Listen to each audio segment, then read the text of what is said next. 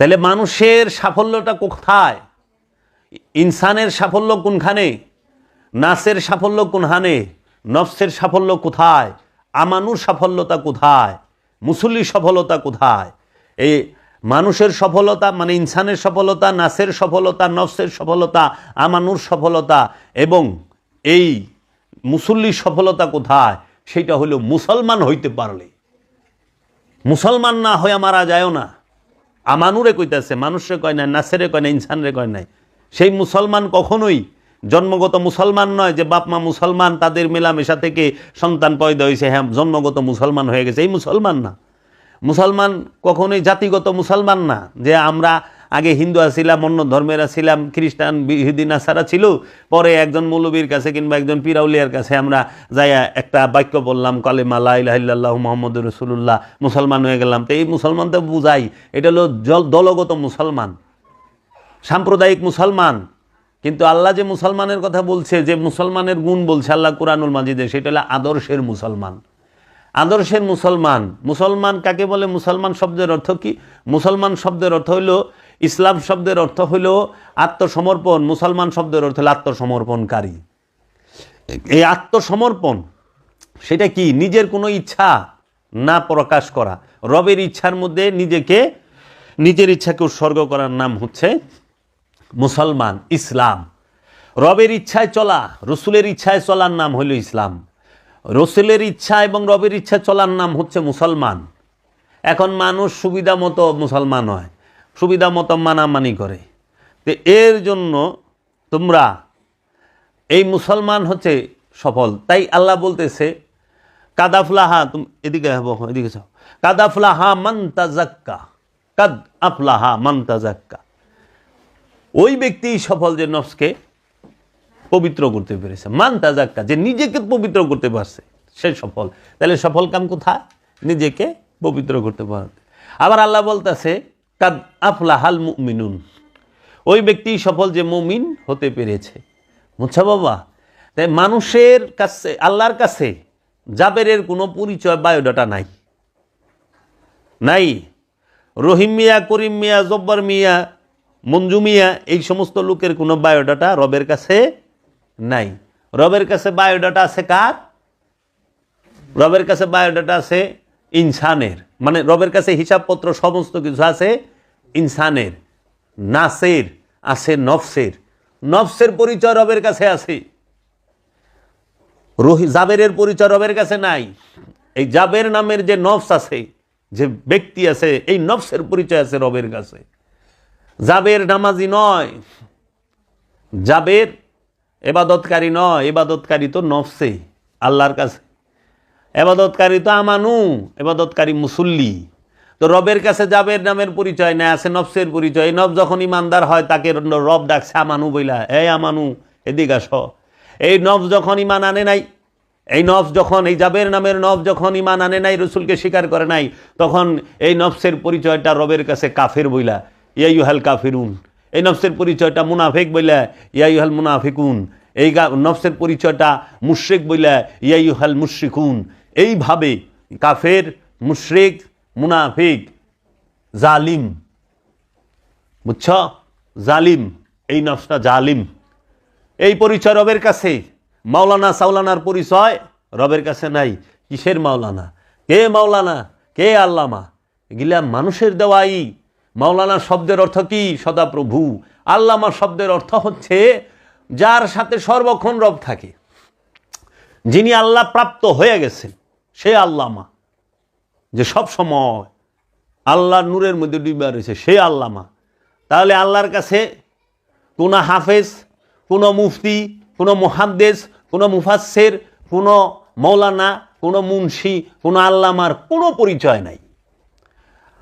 কিয়ামতের মাঠে এই পরিচয় থাকবে না, এগুলোর কোনো পরিচয় নাই। কোনো ডাক্তারের পরিচয় রবের কাছে নাই, কোনো এসিডিসি, কোনো এসপিআইজি, কোনো কবি, সাহিত্যিক, দার্শনিক, কোনো প্রকার শিক্ষিত অশিক্ষিত, এগুলার কোনো পরিচয় রবের কাছে টিকবে না, দাঁড় করাবে না। দাঁড় কি হবে জানো? দাঁড় করানো হবে রসুল যে তাকে রব জানে, তাকে রব চিনে। নবী যে তাকে রব জানে, তাকে রব চিনে। ওলি যে তাকে রব জানে, রব চিনে। মুমিন যে তাকে রব জানে, রব চিনে। মুহসিনিন যে তাকে রব জানে, রব চিনে। মুত্তাকি যে তাকে রব জানে, রব চিনে। সাবিরিন যে তাকে রব জানে, রব চিনে। যে মুহসিনিন, মুমিন, মুত্তাকিন, সাবিরিন তাদেরকে রব জানে, রব চিনে। রব মুসল্লিকে জানে। রবের কাছে এইগুলো পরিচয়। পবিত্র নফস যে তাকে রব চিনবে, রব জানবে। রবের কাছে পরিচয় জালিমের আছে, জালিমকে রব চিনে। রবের কাছে পরিচয় আছে কাফেরের, কাফের যে তার নফসের মধ্যে কাফেরের চিহ্ন ফুটে উঠবে। রবের কাছে জালিমের পরিচয় আছে, কাফেরের পরিচয় আছে, মুশরিকের পরিচয় আছে, মুনাফিকের পরিচয় আছে। রবের কাছে ফেরাউনের পরিচয় আছে, নমরুদের পরিচয় আছে, আবুল আহাবের পরিচয় আছে। বুঝছ? রবের কাছে সম্পদ জমাকারীর পরিচয় আছে। এই ডাক্তার, ইঞ্জিনিয়ার, পুলিশ, তারপরে আর্মি, তারপরে এই কবি, সাহিত্যিক, দার্শনিক, শিক্ষক, তারপরে তোমার এই যে মাওলানা, মুফতি, মুহাদ্দিস, হাফেজ, কারি, আল্লামা, এইগুলার কোনো পরিচয় রবের কাছে নাই। এক পয়সাও নাই। কামইব না, কোনো কাজ হবে না। কাজ আসবে কোথায়? যে মুসলমান হইতে পারছ। মুসলমান হইলে মুসলমানের জন্য সব। কোরআন শিখো, কোরআন জানো। কোরআন শিখতে হইলে, কোরআন জানতে হলে দয়াল বাবা জাহাঙ্গীর, যিনি আল্লাহর ওলি, মুর্শিদে মুকাম্মেল, মুজাদ্দিদে জামান, তার খাসুল খাস রহমত লাগবে। তখন দেখ বাবারই তো রহমত তোমাকে ঢাইলা দিছে। তোমরা এই বিষয়গুলো বুঝো না, বুঝছো? এই বিষয়গুলো বুঝে না। সত্য তাহারা ঢাকিয়া রাখে স্বার্থের জন্য। স্বার্থের জন্য সত্যকে ঢাকে, স্বার্থের জন্য সত্যকে অস্বীকার করে, স্বার্থের জন্য সত্যকে চাপা দিয়া রাখে, স্বার্থের জন্য জুলুম করে। সমস্ত কিছু স্বার্থকে কেন্দ্র করে বাবা, বুঝছো? এই মুসলমান হওয়া অনেক বড় ব্যাপার। আল্লাহর হাবিব বলছে, মান আরাফা নফসাহু ফাকাদ আরাফা রব্বাহু। যে নিজের নফসকে চিনতে পেরেছে, কোনো সন্দেহ নাই সে তার রবকে চিনে ফেলেছে। আবার আল্লাহ বলতেছে, ইয়া আইয়ুহাল্লাযিনা আমানু আলাইকুম আনফুসাকুম, হে আমানুরা, তোমরা তোমাদের নফসের খবর লও। আল্লাহর হুকুম কি আর আমরা আসি কই? আমাদের বোঝানো হয় কি? সব স্বার্থের পেঁচাল, সব স্বার্থের পেঁচাল। কোরআন কে বলে? কোরআন দর্শন কে বলে? না। তাহলে মানুষ হইয়াই খুশি? না, মানুষ হইলে খুশির কিছু নাই। কারণ আল্লাহ কোরআনে মানুষকে মানুষ হইতে বলে নাই। কোরআন আল্লাহ বলে নাই মানুষ তুমি মানুষ হও, না। কোরআনুল মাজিদে ইনসানকে ইনসান হইতে বলে নাই, তুমি তো ইনসানই, তুমি তো মানুষই। কোরআনে নফসকে নফস হইতে আল্লাহ বলে নাই। তাহলে আল্লাহ কি বলল? আল্লাহ মানুষকে বলছে আমানু হও। হে মানুষ আমানু হও। আমানুকে বলছে মুসল্লি হও। এই মানুষকে আমানু হইতে বলছে। এই মানুষকে কোরআন আল্লাহ মুসল্লি হইতে বলছে। এই মানুষকে আল্লাহ মুত্তাকি হইতে বলছে। এই মানুষকে আল্লাহ মুহসিনিন হইতে বলছে। এই মানুষকে আল্লাহ সাবেরিন হইতে বলছে। এই মানুষকেই আল্লাহ বলছে কি? মুহসিনিন হও, মুত্তাকি হও, সাবেরিন হও এবং মুমিন হও। এই মানুষকেই আল্লাহ, এই মুসল্লিকে আল্লাহ বলতেছেন যে তোমরা মুমিন হও। এই আমানুকে, মানুষকে এবং মুসল্লিকে বলতেছে মুমিন হও। এই মানুষকে আল্লাহ বলতেছে যে তোমরা আমার গুণে গুণী হও, আমার জ্ঞানে, আমার রঙে রঙিন হও। এই মানুষকে আল্লাহ বলতেছে যে কি করো? তোমরা আমার রসুলের এবং আমার অনুসরণ করো। মানুষকে আল্লাহ আমানুকে, মানুষের মধ্যে যারা আমানু তাদেরকে আল্লাহ বলতেছে তোমরা ইয়া আইয়ুহাল্লাযিনা আমানু তাকুল্লাহ, ইয়া আইয়ুহাল্লাযিনা আমানু আত্তাবিউনি, তোমরা ইত্তেবা করো। কার? আতিউল্লাহ আতিউর রসুল। আল্লাহর রসুলের এবং আল্লাহর অনুসরণ করতে বলছে, ইত্তেবা করতে বলছে, দাসত্ব করতে বলছে। আবার আরেক জায়গায় বলতেছে আমার রসুলের দাসত্ব করো। তাহলে মানুষকে আল্লাহ কইছে কি? জাবেরকে তো বলেন নাই। জাবের নামের পরিচয়, মুস্তফা নামের পরিচয়, হাসান নামের পরিচয়, হুসাইন, এই কামরুজ্জামান নামের পরিচয় আল্লাহর কাছে নাই। আল্লাহর কাছে পরিচয় আছে নফস, আল্লাহর কাছে পরিচয় আছে ইনসান, আল্লাহর কাছে পরিচয় আছে নাসের, আল্লাহর কাছে পরিচয় আছে আমানুর, আল্লাহর কাছে পরিচয় আছে মুসল্লির, আল্লাহর কাছে পরিচয় আছে মুহসিনিন, মুত্তাকিন, সাবেরিন এবং মুমিনের। আল্লাহর কাছে পরিচয় আছে ওলিয়া উলিয়া, রসুল, নবী, আব্দুহুর। আল্লাহর কাছে পরিচয় আছে মুসলমানের। আবার আল্লাহর কাছে বিপরীত দিকে পরিচয় আছে কাফেরের, জালেমের, মুশরিকের, মুনাফিকের। এবং আল্লাহর কাছে পরিচয় আছে ফেরাউন, নমরুদ এবং আবুল আহাবের। আছে না? এটি আল কোরআন।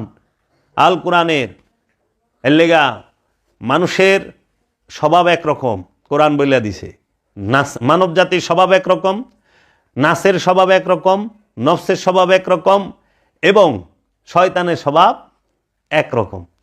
আবার কোরআন বইলা দিতেছে যে আমানুর স্বভাব কি হবে। কোরআন বইলা দিতেছে যে মুসল্লির স্বভাব গুণ কি হবে। কোরআন বইলা দিতেছে মুমিন তার গুণ কি হবে। কোরআন বইলা দিতেছে মুহসিনের স্বভাব কি হবে, মুত্তাকির স্বভাব কি হবে। কোরআন বইলা দিতেছে সাবেরিনের স্বভাব কি হবে। কোরআন বইলা দিতেছে যে মুমিনের স্বভাব কি হবে। কোরআন বইলা দিতেছে রসুলের স্বভাব কি, রসুলের কাজ কি। কোরআন বইলা দিতেছে নবীর স্বভাব কি, নবীর কাজ কি। কোরআন বইলা দিতেছে প্রেমিকের স্বভাব কি, প্রেম কি। কোরআন বইলা দিতেছে তো মোহব্বতের স্বভাব কি, মোহব্বত কি। আবার কোরআন বিপরীত দিকে কাফেরের নিশানি বলে দিতেছে। কোরআন বলে দিতেছে যে এই জালিমের স্বভাব কি হবে, জালিমের আচরণ কি হবে। কোরআন বলে দিতেছে ফেরাউন, নমরুদ, এই আবুল আহাব, এদের স্বভাব কি হবে, এদের নমুনা কি হবে।